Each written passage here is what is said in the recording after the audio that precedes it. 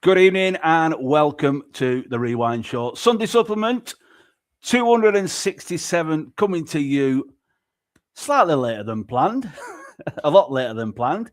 But I'm Steve Brown and over there is Brent Peters. Let me put his microphone on. How are you diddling?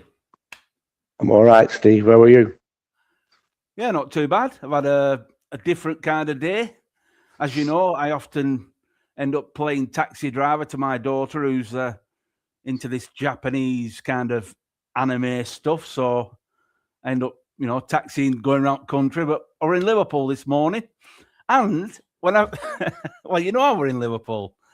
Because when I spoke to you, I was driving into this little village because I needed a wee. And it were about 9:30, 10 o'clock. So you'd expect everyone to be awake. But I went into this village and all the curtains were closed. And I wondered, what's the problem? Well, they're all suffering from depression, aren't they? Because I were in Maghull. Oh, my goodness. Yeah, well. I were in Starbucks in Maghull, and everybody were miserable. What do you want me to say about that at the minute? I don't know. I just put your rate in there. Right. Well, seeing as you start, we're going to come on to that, but we'll start there. We've got a pretty busy show. We've got all the playoffs to talk about. We've got Scott Parker departing Burnley. We're going to talk about United and Liverpool this afternoon. That was the tea time game, and there's going to be one or two other things in there. Departure as well of Steve Wilkes from Ramsbottom. That came up just before on a Friday, I believe. Is it Thursday or Friday? So there's lots to squeeze in this evening then, Brent. So we'll start with the playoffs. Start with Droylsden and Maghull. Yeah, so, fantastic scenes at the Butcher's Arms. And before anybody says anything or starts to throw pelters at me or tries to throw pelters at me, let me just make one thing quite clear here, right? From the day dot, right, first and foremost, the league table, as it's panned out, doesn't tell lies, because the two teams that's led up there all season have been Nelson and Droylsden in the main fighting it out for that top spot. And it would have been an absolute catastrophe had Droylsden missed out on playoffs. If my memory serves me rightly, they did do last year. They missed out on the playoffs, or they missed out on the playoff final. I'm not just sure, but they missed out. But this season, to be fair to them, they've been up there and around there, and they've been consistent all season. So credit to them. If anything, they deserve. And this is why I've said in the past about the playoffs. I've said it, certainly at our level, we're not talking Football League level now, where there's no money involved. Would it not make sense to, rather than have the playoffs, to have top two go up and work it, the top two do go up? For the simple reason is because it would have been a catastrophe if you played for a 9-month season and the team that finishes at fourth or fifth place ends up going up. Now, I know that one or two of the probably, I don't know if the Droylsden supporters or Droylsden players are picked up on something that I said a couple of weeks back on the Rewind Show, when I said that I don't think Droylsden will win the playoffs. Now, it's like anything else. When people, you know what it's like, and I've been around football, I've been in football a long, long time. And if you read a lot of people, especially in football, they pick a paper up and only read an headline and don't read the story. And the headline doesn't tell you the story. Yeah? Well, this typifies what I'm coming on to now. I said that at that particular time, and if they'd have listened to the show in its entirety, they'd have found out that I said that I didn't think Droylsden would win the playoffs. And the reason why I said Droylsden wouldn't win the playoffs, because at that particular time, the team that that had a wobble in the first few weeks of the season absolutely got their act together and put an absolute terrific run of form in, right the way to earn themselves a place in the playoffs, which was Woolton. Yeah. Now, that wasn't saying that I wanted Woolton to win. No, you were just going off the form guide of the time. Correct. I was going off the form guide, and I felt that because they'd grown a big head of steam up, and at that particular time they'd done really, really well and got themselves in the playoff. I felt that it would be Woolton that had, on the form, would actually go through. How wrong I was, because they had a wobble in the playoffs, and obviously that's not how it panned out to be. But that didn't mean to say I didn't want Droylsden to. My heart wanted Droylsden to win it, and obviously Droylsden have won it, and I'm really, really pleased for Dave Pace and all his staff and the players, and the loyal, and I'll say this, the loyal supporters of Droylsden, because you know why I say loyal, and I even say this about Bacup. You know, we do have good support, but the loyal support we have for Bacup, they follow us through thick and thin, home and away. There is an element of Burnley supporters that I class as plastic Bacup supporters, because the allegiances are with Burnley. Well, it's a well-known fact that in Droylsden and around Droylsden and Droylsden is that they have the loyal supporters that watch them through thick and thin. But when Manchester City aren't playing, you know, they get quite a big group from Manchester City fans going to watch them. Nothing wrong with that. That just swells the coffers and does well. But sometimes when you look at, you know, when you look at the gate that they had yesterday, 1,940, it's a tremendous gate. But when you average the season's gates out, and you know how many roughly that McGull took, and then you look at, you know, what Droylsden normally get, there's obviously a big lump of you know, what I would class not necessarily. You're probably putting about 700 or 800 on top of their normal gates, aren't you? What you would expect. Yeah.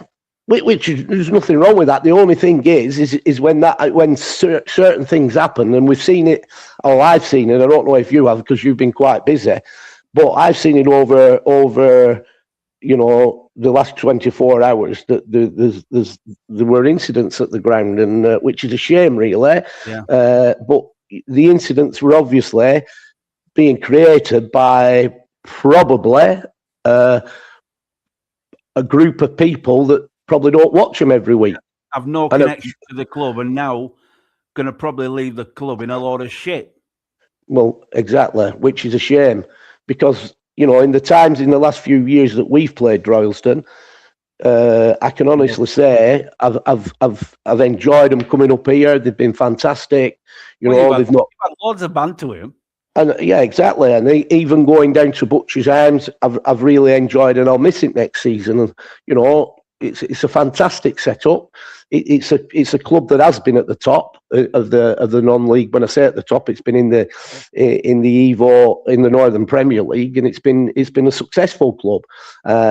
Unfortunately, since David Pace decided to take a different direction when it was around COVID, he pulled the club out of the National League system, and he's on his way back up. And he's built a squad and a team that's and he's got the infrastructure right with the stadium and everything at Butcher's Arms, and now he's got them up to the next level, and that's fantastic. And I've nothing but admiration and praise for him. And obviously again, and the banter with the fans, because I do, you know, I've enjoyed the banter with the fans, and when we've gone there, it's been it's a proper football stadium, and you know, everything about yesterday, I was just glad that you know that Droylsden went through. It was a fantastic atmosphere, Brent, and you know, got to give McGull a lot of credit as well. They took them right to the wire, right to the penalty shootout, and this is how it unfolded.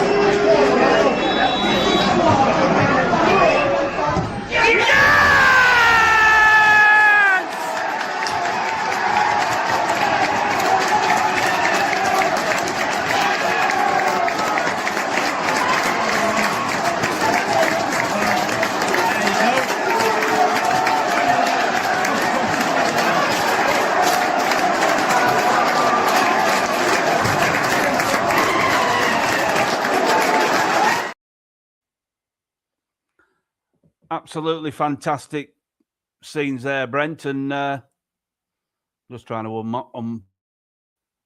where are we? What's happening to my microphone? Well, my microphone's on, but yours is trying to unmute you. There you go. I've unmuted you. Yeah, so I think Rick Latham that took that penalty. It was a real pressure penalty, and that's full credit to him because, listen, it's never easy to step up and take penalties, especially in a cold room like it were at the Butcher's Arms, and on everything it meant to the fans, to the club, to the town, and it was a fantastic penalty. My commiserations, listen, go out to McGull because they actually did, like you said, they took them to the wire. They've done well. They got in the playoffs. They got to the final.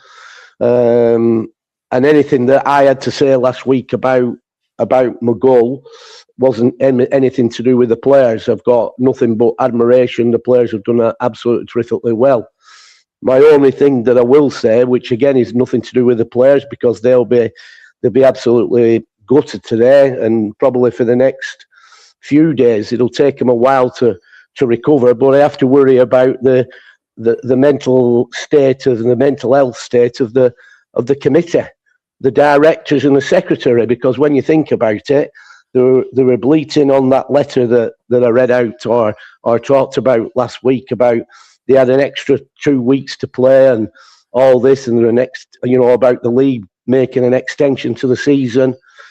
And they turned around and said, the expenses, it were an extra 2 weeks for expenses for the players. Well, yesterday would have made up for it. well, I'm not being funny. They got to the playoff final yesterday, and obviously, unfortunately, they've gone out. So they've played an extra 2 weeks because they've been in the playoffs. So that's 2 weeks more than they've played than we've played. They'll have paid the players, obviously not budgeted for. I'm going off what they said. Yeah. So they've not budgeted for it, and at the end of the day, they've played 2 weeks more. When we all start back in July, the 1st of August, when the season kicks off, we will have had, and when we start, 2 weeks longer rest than what McGull will have had, right? So I don't want them bleating next season again saying, Bacup have had more rest. It's an unfair situation, right? Because it's at the end of the day, as unlucky that they were yesterday, and they took them to the wire. I have to say this: McGull have ended up with the same as Bacup's ended up with. Sweet football. FA. Yeah. But a nice little payday. Well, it will be, yeah. But again, I have to say, that's just me having a bit of a dig at the committee. It's nothing to do with the players. They'll be mortified, cracking. But sticking with the playoffs, we've got a lot to go through with the playoffs. We'll go Padiham versus Charlton. Another bumper crowd for North Wst Counties football. It's great. It's great spectacle and good for the North Wst Counties to have these big crowds. Yeah, there were 1,210 on the Arbories yesterday, and again, I'm well pleased for Michael Morrison and everybody at Padiham. Also, all the players and the staff and the chairman. I'm well made up for them because, in all fairness, that's another club as Padiham that over years. I've had excellent Bacup Borough's had an excellent relationship with Padiham, and it's great to see him, now going into the Northern Premier League. It's fantastic, and again it went down to the wire and it went down to penalties. I mean, commiserations to Chariton. I mean, that's a club that we're close with, and I've got to say commiserations. I mean, our former player Lewis Byrne plays for Chaddy. He'll be like absolutely mortified today, and then I've got, which is Gareth Wages' kind of brother-in-law, which is Benito Law, So we feel the pain, Cheriton's pain, but I'm absolutely delighted for everybody at Padiham, because quietly, if you think about it, over the seasons since Michael's been there, quietly they've been plugging away, and and now they've achieved what they want to achieve. Yeah.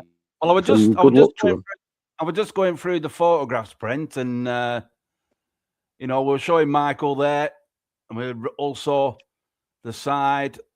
Pure, one of your former players, brilliant player, excellent, attitude. And then I got to this picture.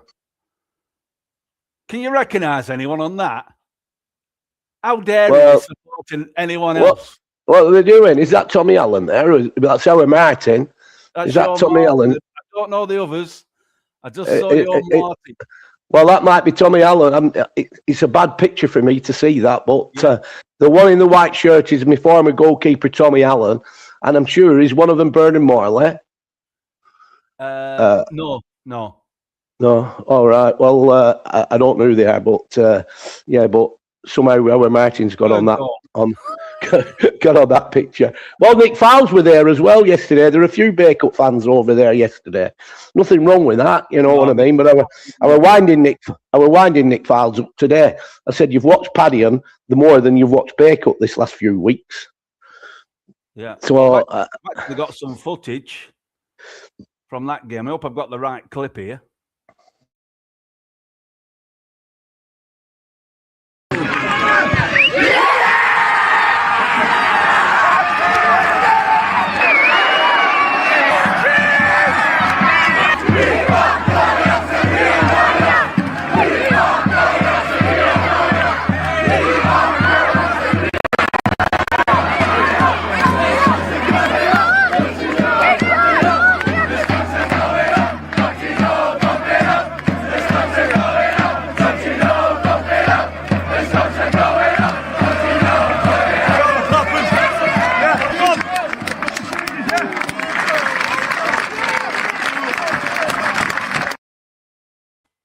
Yeah, fantastic scenes.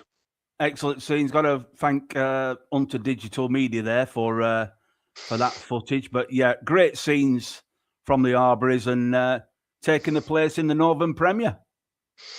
Yeah, that's good. And like I said, I'm made up for the chairman and everybody. Like I said, we go back a long way with, they've been around the North Wst Counties League a long, long time. But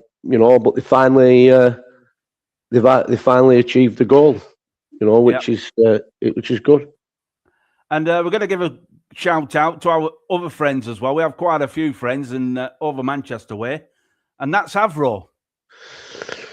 Oh yeah, well, let's get it right. I mean, I'm well made up for Avro. If you think about the journey that they've had over let's say the last 10 years, they've done absolutely unbelievably well. And do you know what really? And I'm not taking anything, and I'm not saying this. I'm not saying for 1 minute that what the teams we've just spoke about are throwing out, big money. I'm not saying that. But what I am saying is that I'm telling you now, and I know firsthand that Avro have always been sensible with their budget.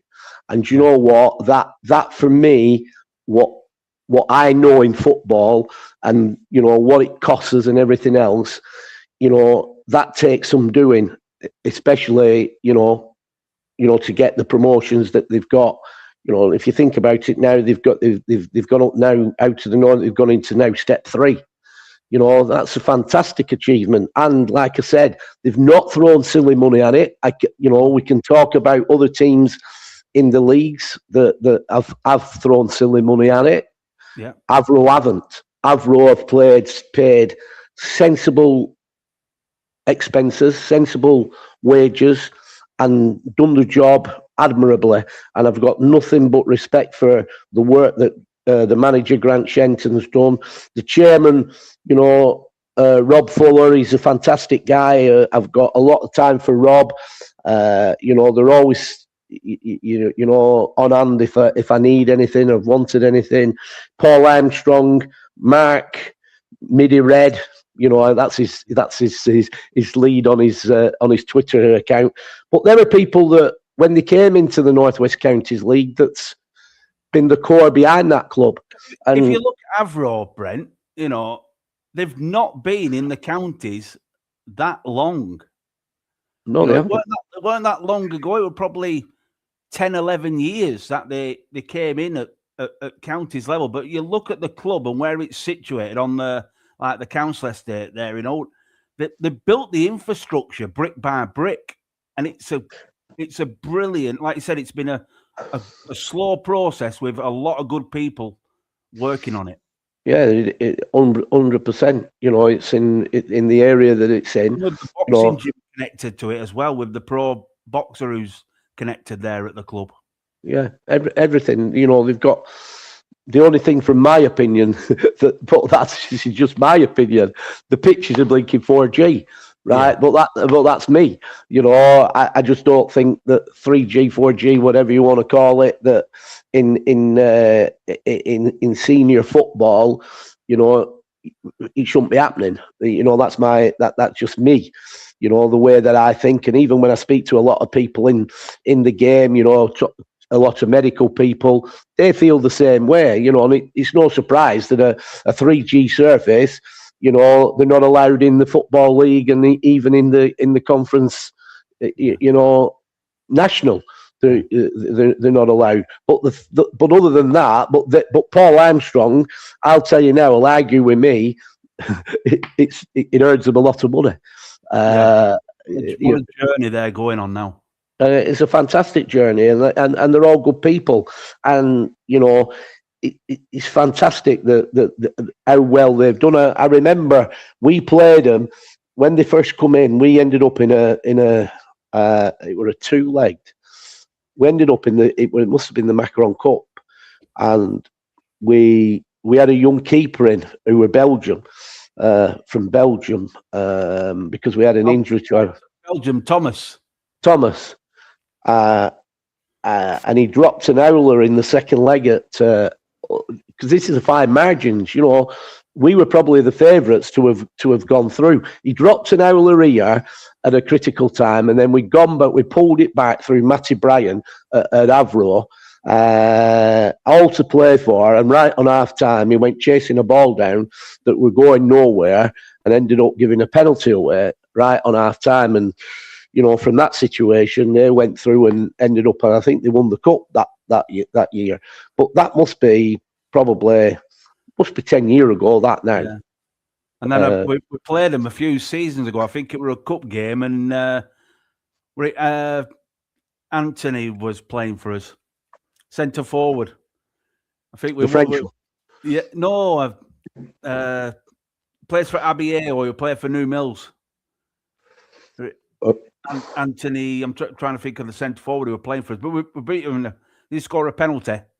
We beat him in a cup game about 4 or 5 years ago. That was the last time we played them.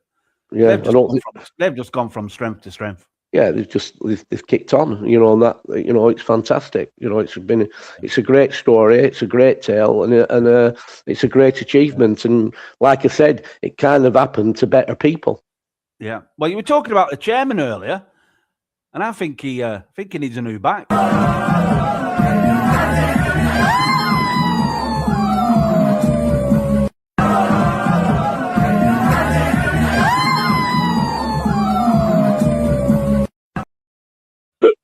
Oh my goodness. We're cruel. Oh my goodness. How's he feeling today? The was in full swing there, Brent. Full swing. Talking about just one I'm going to throw in here, you know, just digressing from Avro. Now you've shown an accident. I have to give a mention to one of our supporters and somebody that's actually has been a member of my staff a few years ago, and he was responsible for bringing the likes of Callum Hewitt to Bacup Borough. Danny Jones, right? He was out yesterday on his bike over the moors like he does. You see him on his Instagram posts. but unfortunately, he really had a really bad accident to the point that the air helicopter had to come out. The mountain rescue team had to come out as well. So he was there. I've just been told just before we came on air. I sent him a message yesterday, hoping that he'll get well soon. But I've just heard that he's damaged, he's broken his fibula and his tibia, which means he's probably going to be off work for around about 6 months, which is going to be a big bad financial hit for him and Kirsty, his wife. So if you're listening, Jane, who's head of our community engagement, it might be worthwhile putting a Just Giving page up for him, just to give him a bit of a leg up, because he does come on and watch Bacup, and when he's not riding his bike, and these things happen. So yeah, I just thought I'd bring that in. Shit of that, isn't it? That's terrible. But these lads that play football, we said it before. You make sure away from the club insurance, you should get yourself insured, because you're only a bad tackle away from a bad accident. And equally, if Danny likes to go out over the moors on his bike, and same thing, because you think it's never going to happen to you, but it does. And unfortunately, now they'll be, worried. Not only worried about, obviously, because he'll be in pain at the minute, and he's suffering, but they'll be worried about the financial situation, because which is it's always difficult. So it just come across me. It come across my mind that we should sort something out and get something up there, and hopefully do our bit as a football club. Well, that's what I think. So like I said, Jane, if you're listening, as a community engagement officer, maybe that's something for you. Yeah. Moving on, we're mentioning departures. We're going to move on to Scott Parker shortly, departing Burnley, but another man who's departed or has departed is Steve Wilkes at Ramsbottom United. Are you surprised, Brent? I'm surprised about his retirement and announcing his retirement. I've got to say I am surprised at that. I'm surprised about moving on from Ramsbottom. It's a difficult one, because as Steve himself has put in his statement, they had a 3-year plan at Ramsbottom with Steve, and I think the Ramsbottom's benefactor, which is a guy called Phil Rose, that has a company in the town. He was backing a 3-year project with Steve and Ramsbottom, hopefully to get them back up where they came from and push on in the National League system. And the heartbreaking scenario is, and it is heartbreaking, is that for 2 years now, Ramsbottom and Steve and Phil and Harry and all the committee, they've been so close, but they've just missed out on the. Because if you think about it, I'm sure that they missed out last year on the playoffs. Yeah, and they've missed out this time on the playoffs, which is it's so. I kind of think some part of me tells me. I mean, is this announcement a knee-jerk reaction while your emotions are still where they are? Because let's be honest, it's your emotions are your emotions. Yeah. It's hard. It's a bitter pill to swallow. We can have the crack on here. We can have the banter. We can even away from here. We can have the banter. But when you're so near something that you worked hard for over seasons, planning and preparing and presenting, and you're so near, but you don't achieve your goal. It's a sickener. And it's an end of thing. So it's very easy when your emotions are raw to make what I class decisions that you might Come regret making. Yeah. So I kind of think, because football, as Wilkes, football has been his life. Yeah, I go back a long way with Steve. He's a great guy and he's a great manager. I go back a long way. We've locked horns, for many years. And he's managed some good clubs. I mean, one of the clubs he managed were Padiham. Yeah. But my concern is people's emotions. I mean, it happens to everybody. You could be going through a bad time where things are transpiring against you, and it's unless you've got somebody close to you that picks you up when you're down. And I'm not saying that Steve hasn't, because he has. He's got a really good family backing. His son plays for Garstang. He's a football person, plays for Garstang. His daughter is doing well. I think she were at Burnley, weren't she? She were in Burnley ladies team, doing well. His wife is very, very fully supportive behind him. But like I said, sometimes you're in that moment and you make these decisions. And I mean, it's something that I relate to when Gareth Wager were making his decision about retiring. I actually did say to him, I said, Gareth, be careful about that word retirement, because if you come back in another season, or if you come back in 6 months, you're making a mockery of the word retirement. It's a mockery. You have to be careful what you say. You might be better just taking a break out and then seeing where it happens before announcing your retirement. Well, I remember that because I think he was going to make it. So I think we got an extra. You got an extra 2 seasons out of Gareth Wager, because he was talking about retirement a couple of seasons ago, and you said, "Listen, you've still got a lot to give, and don't be making decisions like that, because as you rightly say, you're going to look silly."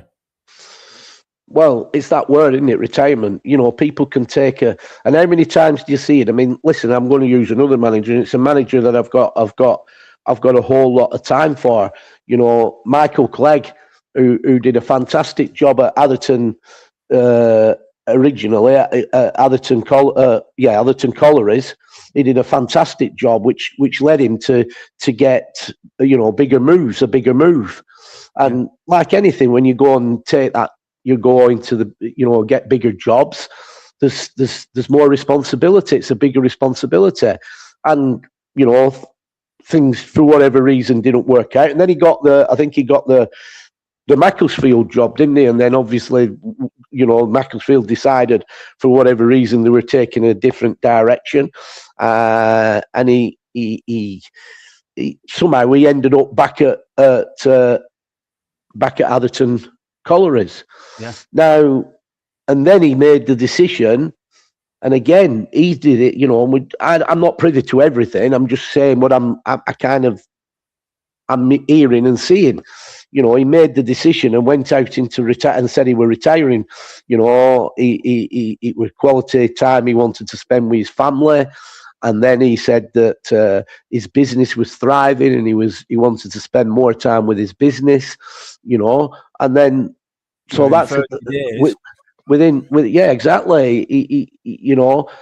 Hyde United came knocking at his door, and straight away he decided this is a challenge I want to take. People start to think they start to smell a rat, don't they? Well, I think there's ulterior motives in taking shape. Yeah, this is why I think, and I'm one that I always play on words, and I think, there's nothing wrong with saying I'm going to take a few months out the game, because that leaves the door open for you to come back into the game. Yeah. But when you use the word retirement, retirement. That's it. You're finished. Yeah. So if we go back to Steve Wilkes' situation, I wouldn't be surprised if we don't see Steve again. I think we will. I don't think Steve can stay away from the dugout for long. No, I think we'll see him again. I think we will. Moving on to the man who has departed. a lot of Burnley supporters will be quite happy. I know that we've had discussions about Scott Parker over the season. We've agreed on quite a few things in the regards that we don't believe a lot of the squad was these players. It were always going to be difficult in the Prem. Burnley were always going to be one of the sides at the bottom. And, well, it has come about now that Scott Parker has departed company by mutual consent. Personally, I think it were inevitable that, but not because. How could he work under the circumstances he were working under? And I've tried to fight his corner a little bit on here, because it's the same. It doesn't matter where you are. Football fans everywhere seem to have this situation, like they don't. For me, if you're a supporter of a football club, and you call yourself a supporter, the first thing I would say that you need to look at your history of the club that you support. Yeah. You need to look at its infrastructure and what the club is all about. And I don't think a lot of people, supporters, and I'm talking in general now, I don't think they do. I think I've even got people here around Bacup Borough. They don't know the full history of Bacup Borough. They haven't even looked at the full history. They don't know, who were the previous managers before me, and when were the last success that they had before I came into the situation, and things, all that. There are people obviously that do know it, but a lot of people don't know it. There's a lot of people that started to support Bacup in the latter years, but they don't know anything digging deeper that happened, where it's come from, where its heritage is, and everything else. And I firmly believe if you are a supporter, you should understand that and know that. And I come back to the Burnley situation. I don't think that there's people that's connected. Let's get one thing straight. Burnley Football Club is a well-respected football club in the EFL, right? And has been for as long as I can remember. It's always been respected, and it's a big piece in the community. Within the Football Association. Yeah, it's big in the community. Obviously, the years of Bob Lord and the close relationship with Manchester United, because the Bob Lord and Louis Edwards were both meat men, in the meat trade, and there was a big bond between both clubs.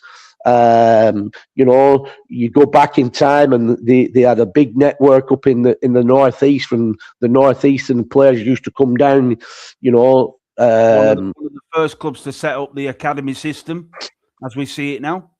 Yeah, all that. So the club as a club is a well-respected club, but what's happened is your fan base.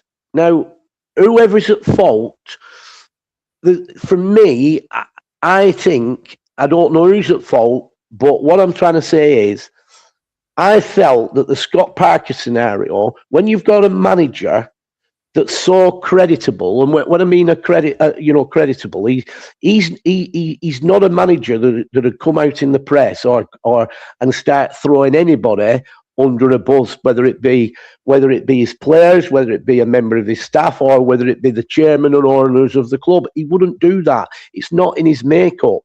You can tell the manner of the man that he is, right? He's very creditable, and for me, that sort of person did not deserve the shit that he was getting and the pelters he was being thrown on things I were reading on social media was totally disgusting. And forget Scott Parker, he might not read them, but his family will read them. It could be his daughter or anybody. Some curiosity will take them to them pages. So, but the issue for me is this. It was when he turns around, when 12 months ago, when you were in a situation where he's brought all records in the Championship and got them back up to the Premiership, right? Something that Kieran McKenna at Ipswich has done again. He's done. We'll come on to Kieran in a short while.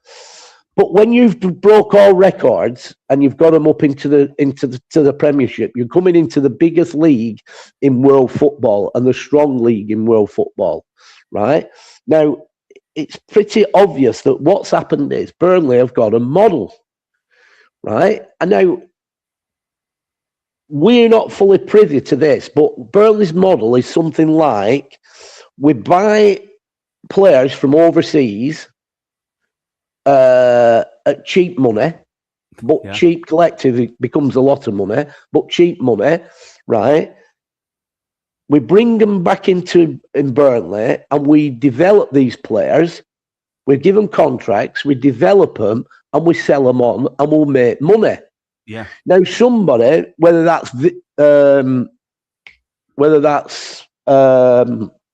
previous manager, Vincent Kompany, right? Whether it's him and his consortium that's educated the club to go down this route or not, I don't know. But it's the model. So let's cut away from the chase here. That is the model that they've chosen. So Burnley recruitment upstairs, not Scott Parker, right, will not have had a say in a lot of them players. So what's happened is this recruitment team in the networking have got these players in, right? They've got the players in, and Scott Parker, they're on contract, so the group of players, so Scott Parker, obviously, he's the manager. If he takes the job, he's been told that he has to work with these players and develop them. Now, as a coach, which he is, really, more a coach than a manager, right? He would see that as a challenge. Yeah, I can develop these players. I need to spend time with them and I'll develop them. And you could argue the fact that when they're in the championship were probably their level. But they've now come into the Premiership and they're way out the depth. Yeah. So, as a manager, and I'm only going to say this from a managerial point of view, as a manager, and he's developing them, and he can't go and get any more players. He can't come in because they've obviously spent the money, and this is what you've got to work with. Does he go out in the Premier League and try and compete with the likes of Arsenal, City, and the likes, and try and compete with him when he knows that they're not really ready? Or does he set them up in such a way, because he can't run away from the fact we have to play. We have to go in. It's like me having a team here. I inherit a team. We have to play in the North Wst Counties League. And if these players that I've inherited aren't really ready for the North Wst Counties League, we're going to be at the bottom. Yeah. And we're going to get beat every week. And it doesn't matter how much I work or I try to mould them into organisation, right? If all the other teams are more equipped and more stronger and more advanced players, obviously we are going to get left behind. Yeah. That's obvious. So if you take that in Burnley's situation, it's pretty obvious that that's why Burnley were getting left behind and that's why they've struggled. So what he's done, and which is where the fans aren't grasping it, they pay their money to go and watch. Knights is one of these, right? And he'll pay his money, he'll go and watch, right? And he'll think, bloody hell, that's an iron watch. Oh, it's terrible. I get it. But he's probably setting his teams up so it's damage limitation. If he tried to let them to go... Yeah, sorry, go on. I'm going to say, no, like you said, every week he's setting his stall for damage limitation football. Correct. And what it needed at some point to protect Scott Parker, because all you keep getting, because nobody's coming out making statements, nobody's coming out and saying, get off his back. I'm on about in the club. Yeah. Nobody's coming out and saying it. So the poor guy is taking all the shit. And believe you me, you've seen it as well as I've seen it. It was shit. It's disgusting. It was disgusting to the point that I'm sorry, but the guy's a human being. He's doing a job. He's doing his best with what he's got. He's not once freaking ridiculed the club. He's not once ridiculed players. He's took it. He's carried it on his shoulders, right? Yeah. Now, my point being here, surely to goodness, this is a man 12 months ago that brought him into the Premier League and broke all records. So all these freaking empty heads from supporters that turn around and says he's clueless, he can't do this, he can't do that. Well, he has done it. He's not just done it at Burnley, he's done it with other clubs. And then you get the empty heads that'll turn around and say, but he's not a Premiership manager. Well, what makes a Premiership manager? At the end of the day, if you go into a club, and you've got players that can handle the Premiership, they're good enough for the Premiership. Well, you'll do okay in the Premiership. Well, up until 4 or 5 months ago, we wouldn't have called Michael Carrick a Premiership manager, but he's certainly getting points on the board. Well, I'll give you an instance today, right? Because you want to watch the game. They were cruising at 2-0. Well, 2-0's not cruising, but let me tell you, the first 45 minutes, they've absolutely they've carved Liverpool open, right? Carved Liverpool open. It could have been 4 at half-time. Very easily could have been 4 at half-time, right? They've come out second half, and straight away, they've had to make a substitution. This is the fine margins in football. He's had to make a substitution at half-time, right? He's had to take his striker off, right? And he's put Ahmad on, right? Within the first touch of Ahmad's ball, something I hate and go mad at Bacup, right? Ahmad has played a square ball trying to get to a player, inside ball, that's gone straight to a Liverpool player in the middle of the pitch. Immediately from that pass, they've carved United open and scored from that pass. Within 5 minutes of that, the goalkeeper, who's been tremendous all season. I saw it. Have you seen it? Yeah. He's tried to play out from the back, and he's freaking kicked it, and they've read it, telegraphed it, and straight away they've finished it. So it's 2-2. Now, as it happens, United's gone on to win the game 3-2.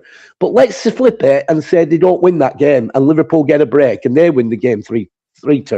The fucking shit that would have come out, carrot this, carrot that, fucking this, that, right? We're 2 players, human error. I go mad at Bacup for doing that sort of a ball, right? An inside ball into gully of your pitch, right? He's done it. He proved it. That's why I go mad about it, because if it's not a proper inch perfect passing there, you're right down your gully or your pitch. You've created a problem for yourself. Getting back to our point of what I was picking up on from you, Brent, was the fact that you get a lot of people, a lot of noise saying he's not a Premiership manager. Well, please tell me what a Premiership manager looks like, because as long as points are on the board, in my eyes, that's all that matters. Well, correct. I mean, the person that they want all the time, and they'd probably have back tomorrow, is Sean Dyche. But Sean Dyche couldn't cut it at Everton. Didn't cut it at Forest. He probably would have done. He'd have done it. But the guy at Forest now, he's doing a lot better than Sean Dyche were doing. Yeah. So he's with the same players. So it's just, what I'm trying to say is, in defence of Scott Parker, I firmly believe that, and you know what disgustes me as well, because I can't remember her name now. I'm not talking about that Natalie blinking thing. There's a reporter for the Telegraph, I think she reports on Burnley, and she's got into the habit. She was like blinking criticising them. I can't remember. She's from Burnley area. She's been around a long time. But she's like kind of gone against him, and I'm thinking, wow, why does somebody not basically come out from the club and say, listen, this is what it is. This is what he's dealing with, right? This is what we're having to deal with at the minute. We're developing these players. I know you can't turn around and say stuff like in the paper or in the press or on live interviews, they're not good enough for the Premiership, because blinking heck, they're all down tools. You can't do shit like that. Yeah. But reading between the lines and looking at the guy's body language, we've had conversations a lot offline. I'm a firm favourite a believer that November, December, I think he knew the writing were on the wall. He said to his wife, when they got promoted last year, Because don't forget, he knew what he had in the club. Correct.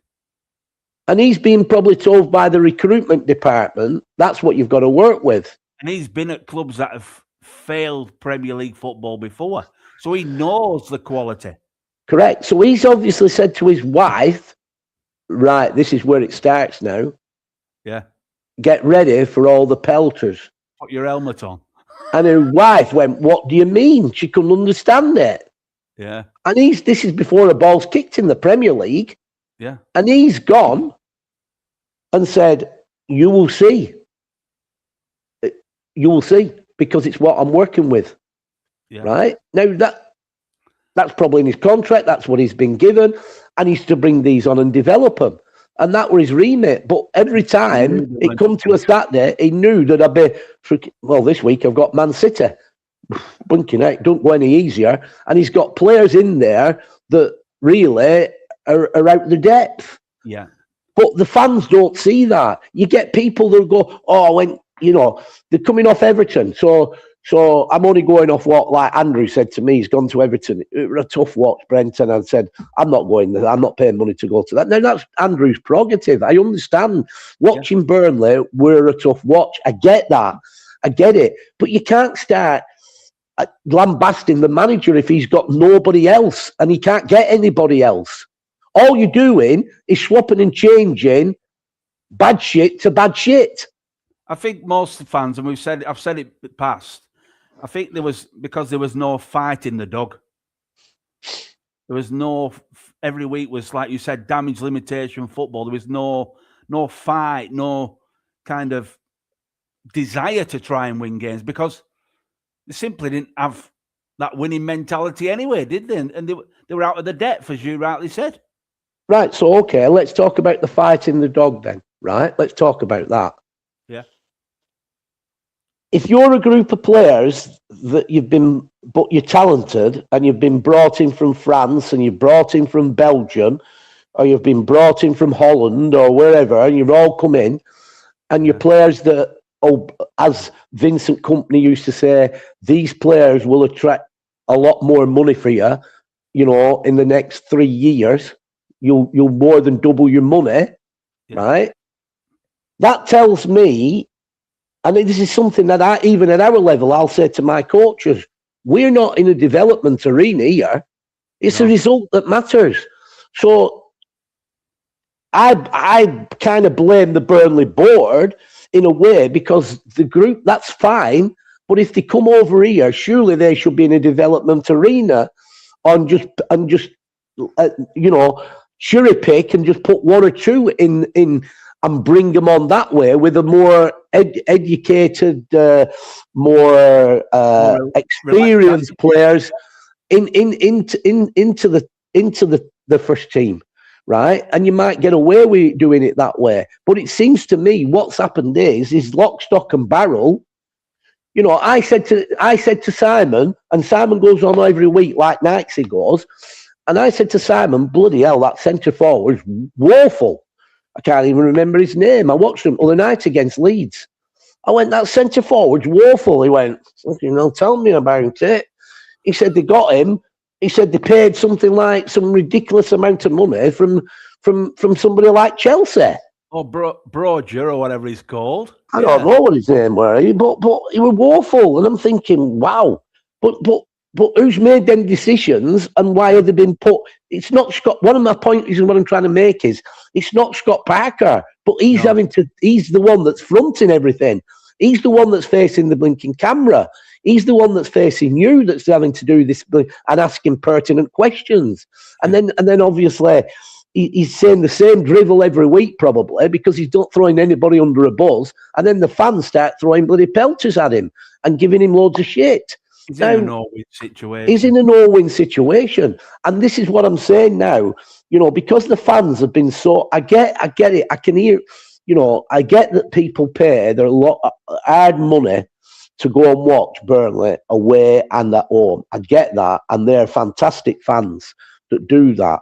But I don't think they've got this divine right. You can decide, like today, it's your decision whether you set off this morning spend money travelling in your car to go to Liverpool, right? And go and pay money to go and watch a show, whatever you've watched, right? And then come back, it's your decision. If you think it's been a wasted day, then probably you won't do it again. You'll say, I'm not going there again because it's cost me money. Yeah. Equally, if you turn that into football, right? If Burnley are dishing dribble up because they're dishing dribble up, then just don't go. It's your prerogative, but don't give shit to the bloody manager because the manager is probably limited to what he can do. And he's limited to what he can say, as you know. So we're not getting the bigger picture. We're not looking at the infrastructure of the club and the model of ALK who are the owners. You know, we're not seeing how that structure works. So, and nobody's come out and said anything. What if somebody came out probably and were more upfront and said, listen, fans, we know it's frustrating at the minute. We've got this model. We feel it'll work. You've got to be with us. It's a 3-year model or whatever. You know, we're struggling at the minute. We've got these players, but these players are the future of the club and we'll make money on them. At the minute, they're in development and we're trying to develop them. While that's happening, results could be up and down, right? Yeah. But you've got to be with us. Now, at least by saying something like that, you're on the same page. Everybody understands and they make the decisions from that. But because it's a closed door and nobody's coming out and saying anything, right, and saying that we've a chance of making money on these players and all that, carry on. All that's happening is, like at any other football club, Scott Parker is picking a team. So if this week he picks, Steve Brown, who's not quite ready yet, but I'll pick him this week, right? And he struggled. Well, next week he'll pick Brent Peters, and that's fucking even worse. Do you get me? And then it's this conveyor belt, this roundabout of every week of having the same press conference, the same rubbish coming out. Yeah, exactly. It creates frustration among supporters, and that's what. So my point is now, and this is why I say, be careful. Now, this is my biggest point now. All right, people like Steve Gerrard is linked with the club, right? He's linked. I don't know how true, but Steve Gerrard. I'm not so sure whether Steve Gerrard, having seen what's happened to Scott Parker at the minute, right, would go into that, because it's not about the club now. It's about them blinking fans that are on the side. And if he goes into this club, whoever comes into this club, and he's got these same players because they're still in contract, and the club say we won't have much money to spend, then he's got the same fucking shite that blinking Scott Parker's got. Right? Now, he might get away with it Championship, but if he brings them up, yeah, right, he's back to square one with them in the Premiership. But so my point... Would somebody like Steve Gerrard, who, he's not skint, he's got a decent reputation, why would he want to put his head in the chop, on the chopping block for that? He wouldn't, would he? I don't think he would. That's what I'm trying to say. This is what I'm trying to say. I mean, if you think about it, right, they went to Leeds on Friday, right? Yeah. Leeds, let's just break this down. Are Leeds a bigger club than Burnley? Of course they are. Right, let's stop there then. 4 or 5 times bigger. Right, so let's stop there. All season, Leeds have been around the drop zone. Yeah. So what makes Burnley, who are doing this model, think that they should have more wins on the board and be up above the line, better and pushed on more than Leeds United? Yeah. Well, look at the other two who are fighting to stay up. West Ham United, a lot bigger than Burnley, and Tottenham Hotspur, 5 or 6 times bigger than Burnley. There you go then. So they're in a competition. Exactly. And these fans are blinking throwing pelters at blinking somebody like Scott Parker when he's dealing with what he's dealing with. But nobody's backed, in my opinion, nobody has come out from a department and like basically spoke to the fans, let the fans know, been up front with them, which might have helped Scott Parker. right? Because they know what's going on. But instead, nobody said anything. He's taking the rap all the time. He's been let down. He's been let down. Never once has he come out and said, look, my hands are tied. These players aren't good enough. It's pretty obvious from the results we're getting. You know, they're just totally out of the depth. They're not ready yet. And I've told the board. He's walked away. And he's walked away. I've told the board. The board understand. But I just, there's no point me being here for the last 3 games or whatever. And there's no point me being here next season because them fans hate me. Yeah. Because he's not been able to be truthful to him. He'd be driving through to Gawthorpe, and I'll tell you now, knowing how supporters are, right? He'd be driving to Gawthorpe in the morning, and somebody would say Scott Parker. You don't go, oh, that's Scott Parker there. You know, they'll be going, as he's driving into Gawthorpe, they'll be going, huh, fucking twat. That's just simple. You know what, Burnley, no hiding place. You could just going down Padiham Road, get it V-sign at bus stop from some granny in her 80s. Exactly. It's mad. You know, I mean, and this is what I don't understand with football people. People like, I know we can mock, and people can mock things and put things up and said, put a board up outside and it says Scott Parker's left and something, and you put a comment at the bottom, left the building, and some daft comment on there. But if you're a football person, I'm not talking about a freaking empty head that's freaking that goes to game, doesn't even watch the game, that's freaking ready for a fight, throwing stuff and all that carry on. They're not even taking any notice of the game, and probably when they get to the game, they're blinking their eye on bloody cocaine or whatever it is. So I'm not talking about them empty. I'm talking about proper football people. If you're a proper football person, why would you turn around and say, you know, stuff like, you know, it's blinking.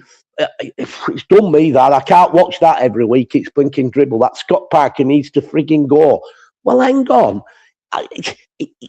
His hands, if his hands are tied, his hands are tied.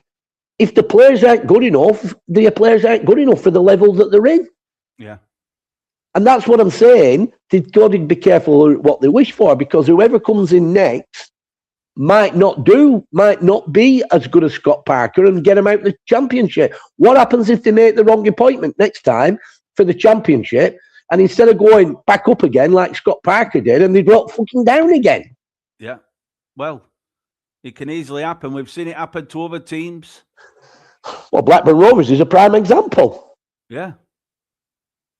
And Blackburn Rovers are staying up, you know.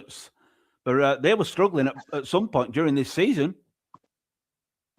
They were, yeah, but that's what I'm saying. I just think that sometimes a club needs to come out, and I'm not saying for 1 minute ridicule, because you're not ridiculing anything. You've just got to be open and transparent and say what your model is, or say what you're doing with. It's like, I know this on a playing side. It's like when the FA told us this. I know this is nothing. This is totally, but I'm just giving this scenario. A lot of people enjoy standing in that stand there. Yeah. A lot of people got used to and like sitting in that stand over there. But the FA on every ground grade said to me, you need, if you go up a level, you need to have them seats out of there and put on there, which was kind of like a bit political, really, from fans that have got used to being stood in there. All of a sudden, they can't stand in there, or they can, there's a little bit, but you know what I'm saying? It's now seated. Yeah. So my point is, we, between us, come out in the open and said, sorry, if you're not happy, when you come on the ground and you see no seats in that stand, it's a ground grading criteria on this ground that we had to put the seats over there. We have to work within the realms of the powers that be. Yeah. We apologise for any inconvenience this may cause, but it is what we're doing, right? We can't get away from it. By doing that, we shut everybody up. Correct. Saying nothing Why has these seats been put over here? Well, we can't do that and all that. That's what you get. So my point is, if we switch that onto the team and the team's getting beat every week, somebody needs to come out, because if they don't come out, your gates are going to drop. Yeah. So to try and keep the support in there, what you've got to do, in my opinion, somebody comes out and says, listen, whether it's right, whether it's wrong, we decided and we made a board decision to take this route. Yeah. This route is that we buy players in from overseas and from clubs like Chelsea or wherever, that's the younger players, we develop them, and then from developing them, we can generate money, because it's a business model, be able to sell them on, right? To keep us ticking over. Now, you'll always get an element of people that won't agree and won't like it. You're not going to suit everybody, but at least people understand and know. And if the results aren't there on a Saturday because this model, they're not ready and they're not working, what people will end up saying is they want to bin that freaking model off. That'll be the thing, and get back to how we did it before and all that. And applying all the pressure onto one man's shoulders. Correct. That's what I'm saying. And the club haven't done that. And Scott Parker's had to ride it. And he's had... Go on, finish, Brent. Yeah. Yeah, Scott Parker's had to ride that, and he's shaved face. He's never criticised anybody, and he's been. I mean, people ridicule because it's all these players that's worked under him, right, and the staff. When you get a love feeling and a love and a togetherness, right, that tells you everything you know, because he's working with them people every day. He's not they're not spectators that just arrive on the blinking on Turf Moor on a Saturday and then maybe in midweek. He's with them players day in, day out. And there's so much love for the guy and so much support for the guy. That tells you all you need to know. He's genuine guy that's doing a very good job, right? Yeah. And his man management, coaching, everybody loves it. When you get a message from Trafford, go on. I think what it is, I think these players, know probably they're not at the level they should be. And with Scott Parker, he's turned them into better players. I agree. And they realise that even though they will probably be the first to admit that the Premier League was too much for them. A bridge too far for them. Correct. At this moment in time. Correct. And that's why the club, before all this happened, I think when they got promotion last year, that should have been the statement where they make to everybody, listen, this is going to be a tough gig now. We're going to tell you why, because these lads, this group, we're still in development. Sean Dash was on Talk Sport, or Talk Shit as you call it. But one of the things he said from his experience as being Burnley manager, and he's right, and you're exactly the same, be honest with the Burnley supporters because they'll respect you more. I agree. And that was his philosophy when he was a Burnley manager. Always be honest with them because they don't like bullshitters. No, I agree. And I think this is why it's got to the state it's got with Scott, that nobody's come out and said anything. And I don't think it's Scott. Sorry. He's not been out by the chairman. No, I agree. But it's a different chapter. It's a new chapter. But don't be careful what you wish for, I'd say, to Burnley supporters, because your next man coming in, there's no guarantee he's going to take you back to Premiership. You might be stuck in the Championship for the next 5 years. How do you know? Well, I think Scott Parker won't be out to work that long.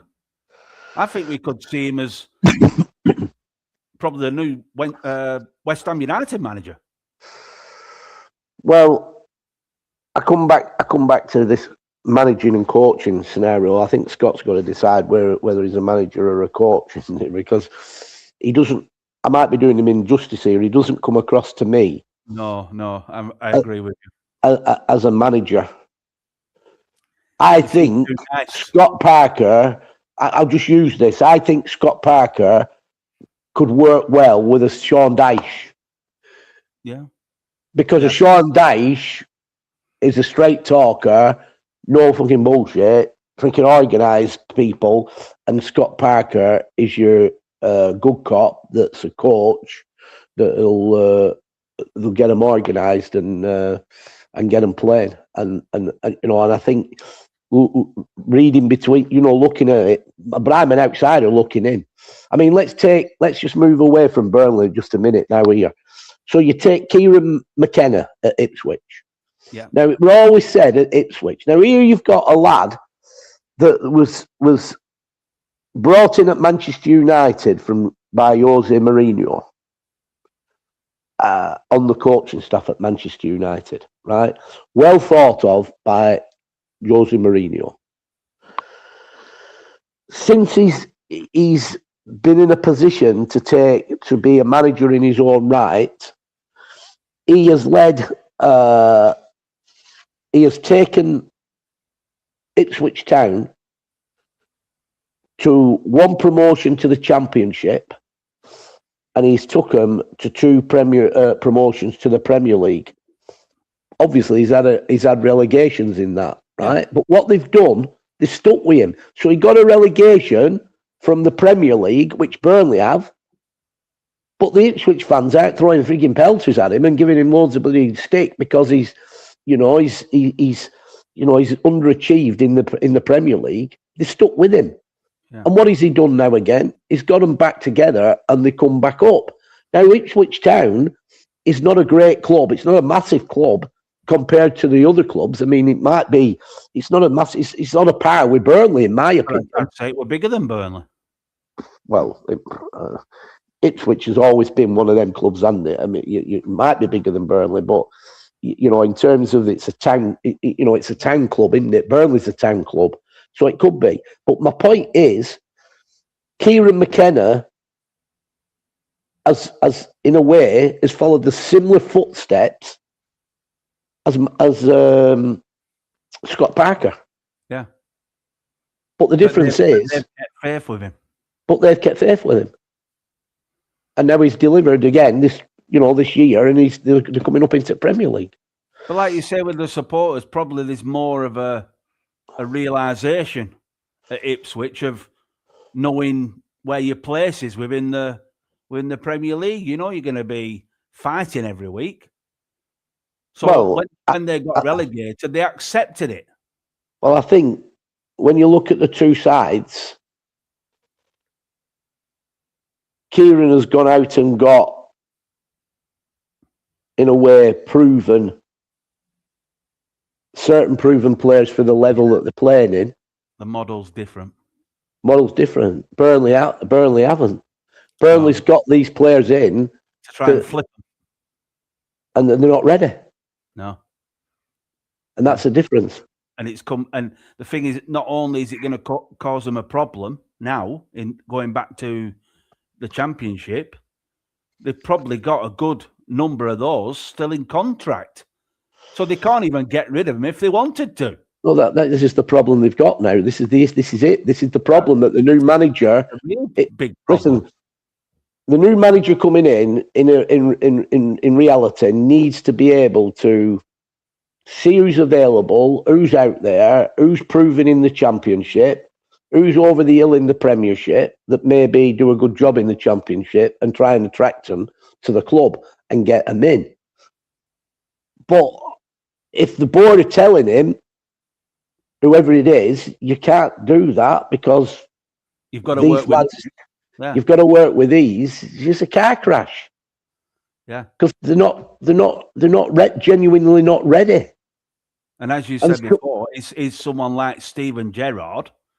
Is he going to want to take that? It's a poison chalice. No.